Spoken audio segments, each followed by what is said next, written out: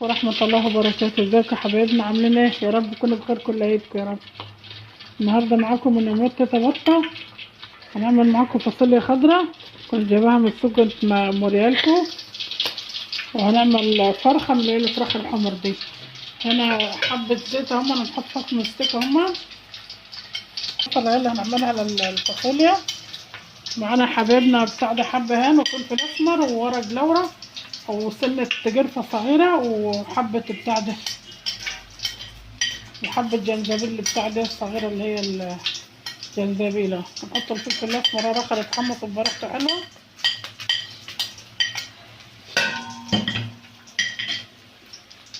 نحط حبة فلفل سمرا على البصلة هنا. الفرخة يا حبايبنا احنا حاشينها رز وخرطين عليها بصلة وحبة فلفل سمرا وحبة بتاع ده كمون وبتاع ده وحبة قرفة وحبة جنزبيل. ده صدمة حلوة كده. هنجيب البصلة اهي حبايبنا. معانا بصلة ومعانا حبات طماطم كبيرة ومعانا جزرة ومعانا حتة فلفل اهي بتخلي ريحتها حلوة. هنكتبها معاها كده اهي.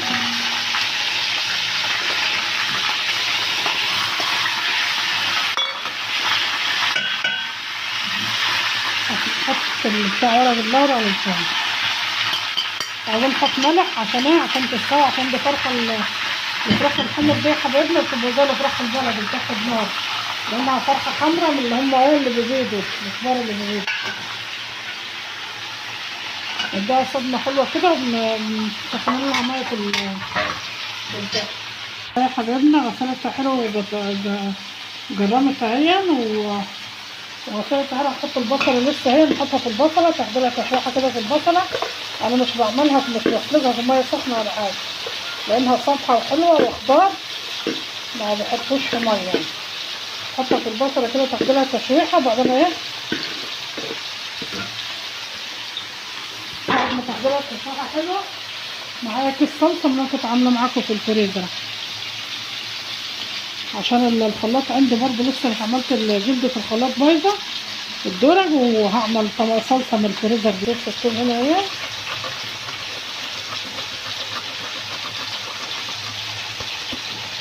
بشر الزيت الكتير اهي على الفرخة.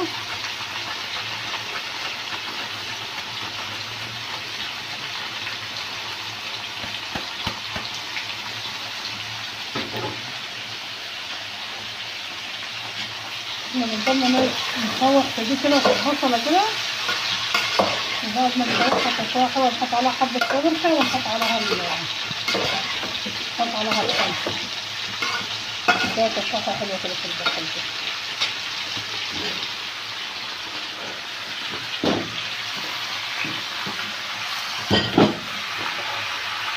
انا بفكركم بالله دول نحط لايك اهي حبايبنا. نضل نشوح فيها كده في المحار لحد ما تاخدلها صدمة حلوة كده، عشان بنحط الماء اللي بتغلي تروح غالية على طول وما تطلعش يعني ايه حريم ولا تطلع حاجة. اشوح فيها اهي.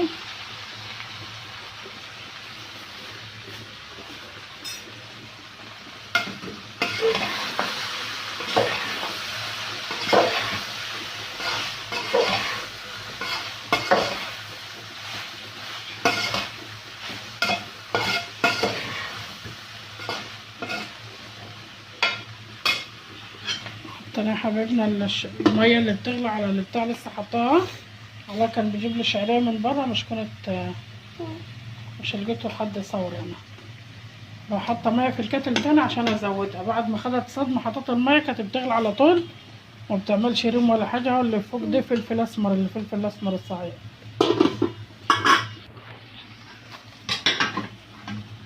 صلصه اهو.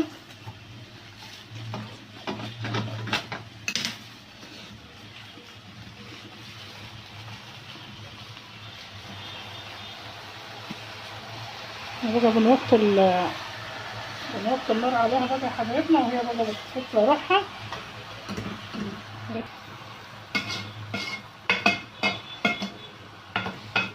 احط عليها ميه وقت لغايه لما الفاصوليا تشرب من الصلصه حلو.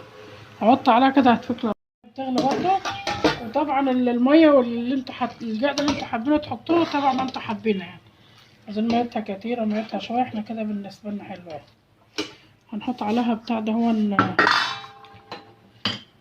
4 فصوص توم هما، وحبه فلفل سمرا وحبه كمون وحبه ملح صغيره. انا حاطه فلفل اسمر مع البصله قبل كده.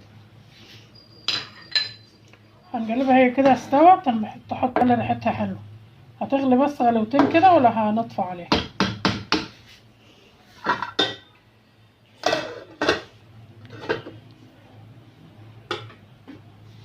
حبه زيت على النار اهو في الحله. معانا الشعريه اهو.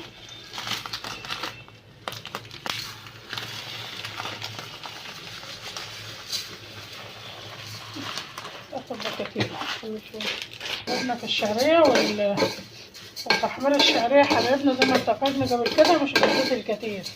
عادي انت ممكن بقيتك فيها كده تتحمر وتتحمص وتبقى حلوه من غير ما الواحد يكتر ايدام، يعني مش لازم تكتر الايدام اصلا. الفرخه على النار اهو، الفاصوليا اعتبرت استوت. هعمل لسان عصفور معايا ما هي تستوي. هنحمرها اخر حاجه، هحمرها على البوتاجاز من فوق. احنا كبينا الرز على الشعريه، حطينا حبه ملح، الميه بتغلى، الرز شوحته بالميه سخنه بتغلى على طول ازاي. هو فرق بين الميه الساقعه والميه السخنه ان الميه ساعه ما تحط الميه لو انت مستعجل بتغلي الميه بيروح الرز يستوي على طول وباخد تشويحه حلوه كده بتبقى. نغطي عليه بقى يستوي. معانا حله على النار، حله صغيره على النار يا حبايبنا. هنعمل ايه؟ هنحط فيها حبه زيت عشان نعمل حبه لسان العصفور يا حبايبنا. دول حبه كانوا في الكيس من اول،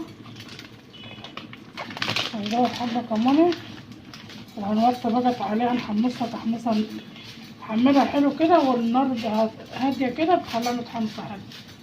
الفرخه لسه مش ملحت، لسه الشوربه متملحتش.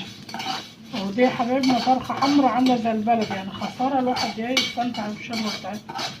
نعملها لسان العصفور، نعملها ملوخيه لان شوربتها بتبقى طعمها حلو.